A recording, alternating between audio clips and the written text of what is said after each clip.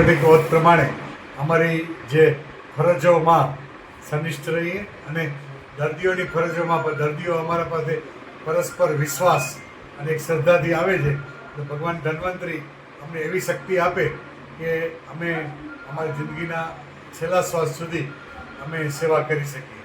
કારણ કે આ એક અમારો વ્યવસાય એક બહુ પ્રમાણિક સમાજ સેવાનો છે. અમને ભગવાને ડૉક્ટર બનાવ્યા છે તો દર્દી જન્મે કે વ્યક્તિ જન્મે ત્યારે પહેલો હાથ ડૉક્ટરનો લાગે છે અને જ્યારે એનો અંત આવે છે ત્યારે છેલ્લો હાથ પણ ડૉક્ટરનો લાગે છે. એટલે અમારા વ્યવસાયને બહુ પવિત્ર માની છે અને એ પવિત્રતા જળવાઈ રહે એના માટે અમે હિપોક્રેટિક ઓથને વળગી રહી એવી ભગવાન પાસે પ્રાર્થના.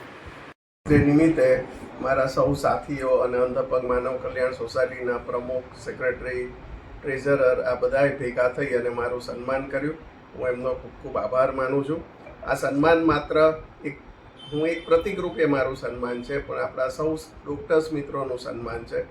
અંધપગ માનવ કલ્યાણ સોસાયટી જે પોલિયો કરેક્શન, અપંગોને ફરીથી આપણી સોસાયટી વચ્ચે કેમ લાવી શકાય, વિકલાંગને કેમ દોડતા કરી શકાય, કેમ કમાતા કરી શકાય, એનું એક બહુ મોટું કામ અંધપગ માનવ કલ્યાણ સોસાયટી કરી રહી છે. અને એમાં ડૉક્ટર્સનો જે સૌથી મોટો સપોર્ટ છે પોલિયો કરેક્શન સર્જરીઝ.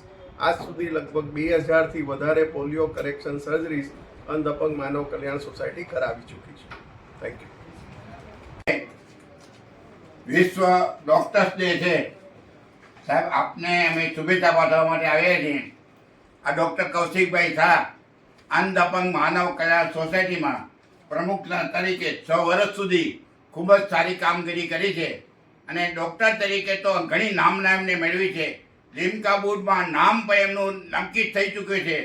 ડૉક્ટરની વાત કરીએ ને તો ડૉક્ટર એવી વ્યક્તિત્વ શક્તિ છે કે દર્દીના ચહેરા ઉપર આશાનું સ્મિત લાવી શકે છે, જેના માટે દરેક દર્દી માત્ર કેસ નથી પરંતુ એક જવાબદારી છે જે પોતાના આરામ કરતાં દર્દીના આરોગ્યને વધુ મહત્વ આપે. આપ સાહેબ દર્દીના આરોગ્યને વધુ મહત્વ આપો છો, આરામ ઓછું કરો છો.